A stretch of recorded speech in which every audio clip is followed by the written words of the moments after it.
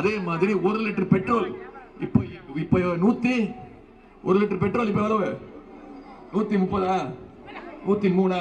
ஆனா தலைவர் வாக்குறுதி கொடுத்திருக்கிறார், நான் இந்தியா கூட்டணி ஆட்சிக்கு வந்ததுன்னா 1 லிட்டர் பெட்ரோல் 75 ரூபாய்க்கு தருவேன் அப்படின்னு தலைவர் வாக்குறுதி கொடுத்திருக்கிறார். கொடுப்பார், நம்பிக்கை இருக்கா? அதே மாதிரி டீசல் விலை 1 லிட்டர் 65 ரூபாய்க்கு தருவேன் தலைவர் வாக்குறுதி கொடுத்திருக்கிறார். நம்பிக்கை இருக்கா? திடீர்னு எந்திரிச்சு 500 ரூபாய் நோட்டு 1000 ரூபாய் நோட்டு செல்லாதுன்னு சொன்னார். ஞாபகம் இருக்கா? அம்மா அத்தனை பேர் ஏடிஎம் வாசல்ல நின்று, லட்சக்கணக்கான பேர் ஏடிஎம் வாசல்ல கால் கடுக்க நின்று, வெயில நின்று, ஆயிரக்கணக்கான மக்கள் இறந்து போனாங்க. என்ன சொன்னாரு?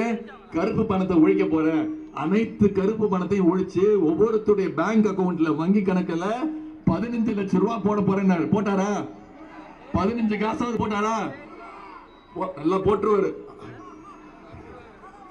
இருந்ததையும் எடுத்து சொல்லிட்டாரு. அதாவது நம்ம சொல்லுவோம், பொய் சொல்றவன சொல்லுவோம் நல்லா வடை சுடுறான் அப்படின்னு. அது மாதிரி திரு மோடி அவர்கள் நல்லா வடை சுடுவாரு.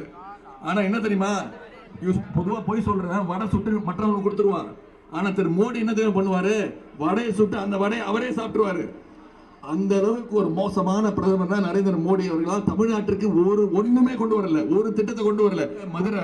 மதுரை எய்ம்ஸ் கல்லூரியை கொண்டு வர போறேன், ஒன்றிய அரசு திட்டம், எய்ம்ஸ் மருத்துவமனையை மதுரைக்கு கொண்டு வர போறேன்னு சொல்லி ஒரே ஒரு செங்கலை மட்டும் நட்டுட்டு, இது வரைக்கும் அங்க இருந்தது ஒரே ஒரு செங்கல் தாமா. நான் அந்த பக்கம் போயிருந்தேன்.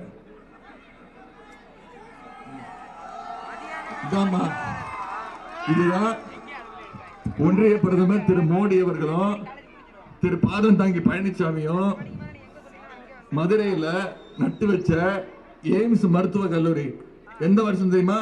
2019 ஜனவரி மாசம். 5 வருஷத்துக்கு மேல ஆயிடுச்சு. இது வரைக்கும் ஒரு பைசா கூட இதுக்காக ஒதுக்கல. வச்சது ஒரே கல்லு, அதையே நான் புடிங்கிட்டு வந்துட்டேன். இப்ப தேடிட்டு இருக்காங்க, கல்ல காணும்னு தேடிட்டு இருக்காங்க. நான் சொல்லிட்டேன், நீங்க மருத்துவமனை கட்டுற வரைக்கும் நான் இந்த கல்லை திருப்பி கொடுக்க மாட்டேன்னு.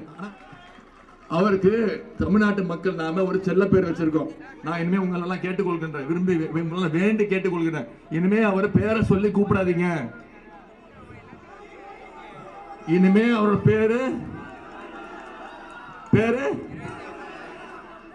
என்னமா அது?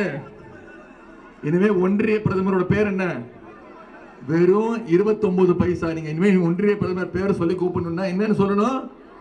29 பைசா. அது நான் உங்ககிட்ட விரும்பி கேட்டுக்கொள்வதெல்லாம், வேண்டி கேட்டுக்கொள்வதெல்லாம், நீங்க ஒவ்வொருத்தரும் இந்த பிரச்சாரத்தை அடுத்த 13 நாட்கள் தான் இருக்கு.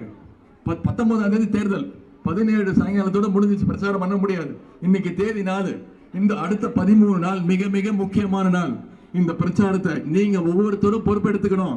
இந்த வாக்குக்கு நான் பொறுப்பு, இந்த குடும்பத்துடைய ஓட்டுக்கு நான் பொறுப்பு, இந்த வீட்டுக்கு நான் பொறுப்பு, இந்த தெருவில் இருக்க 10 வீட்டுக்கு நான் பொறுப்பு.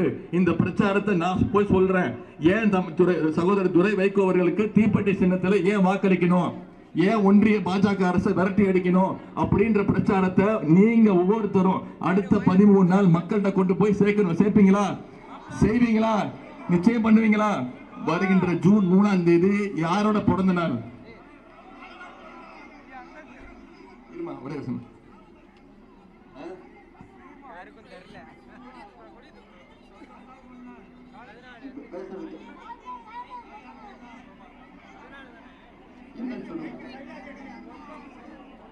சரியா கேட்கலையா?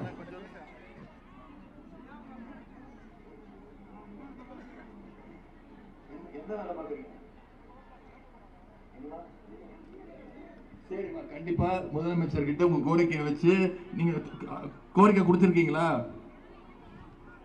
யார்கிட்ட கொடுத்தீங்க? எங்க கிட்ட கொடுங்க.